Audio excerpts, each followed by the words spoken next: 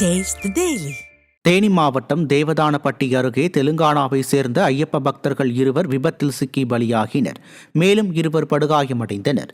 திண்டுக்கல் குமளி தேசிய நெடுஞ்சாலையில் சபரிமலையில் இருந்து வந்து கொண்டிருந்த காரும் தேனி நோக்கி சென்ற சரக்கு வாகனமும் நேருக்கு நேர் மோதி விபத்துக்குள்ளானது. இந்த விபத்தில் காரில் வந்த தெலுங்கானாவை சேர்ந்த 2 பேர் சம்பவ இடத்திலேயே உயிரிழந்தனர். தேவதானப்பட்டி காவல்துறையினர் படுகாயமடைந்த இருவரையும் சிகிச்சைக்கு அனுப்பி வைத்தனர். இதேபோல் இறந்தவர்களின் உடலை பிரேத பரிசோதனைக்கு அனுப்பி வைத்தனர்.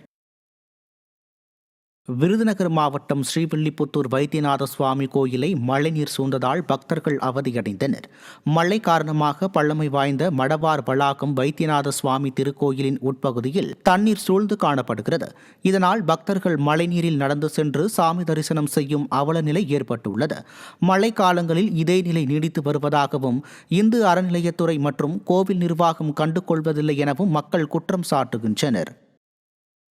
செங்கல்பட்டு மாவட்டம் கிளாப்பாக்கம் கிராமத்திற்கு பாண்டூர் கிராம பாலாற்றில் இருந்து குடிநீர் எடுத்துச் செல்ல பாண்டூர் கிராமத்தினர் எதிர்ப்பு தெரிவித்து வந்த நிலையில் போலீசார் குவிக்கப்பட்டு குழாய் பதிக்கும் பணி தொடங்கியது.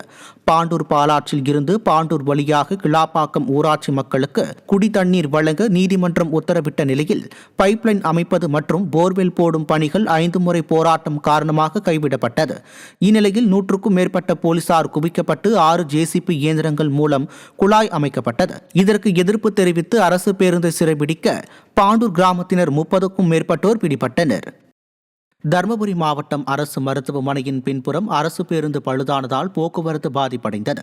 அந்த வழியாக நியூ காலனி, மாந்தோப்பு, அசோக் நகர் போன்ற பகுதிகளில் இருந்து வரும் மாணவர்கள் மற்றும் பொதுமக்கள் கடும் அவதியடைந்தனர். மேலும் போக்குவரத்தை சீர் செய்வதற்கு போதிய போலீசார் பணியில் இல்லாததால் சுமார் 1 மணி நேரத்திற்கும் மேலாக அப்பகுதியில் போக்குவரத்து நெரிசல் ஏற்பட்டது. செயலற்ற ஸ்டாலின் ஆட்சியில் இயக்கப்படும் தகர டப்பா பேருந்துகளால் பொதுமக்கள் அவதிக்குள்ளாகின்றனர்.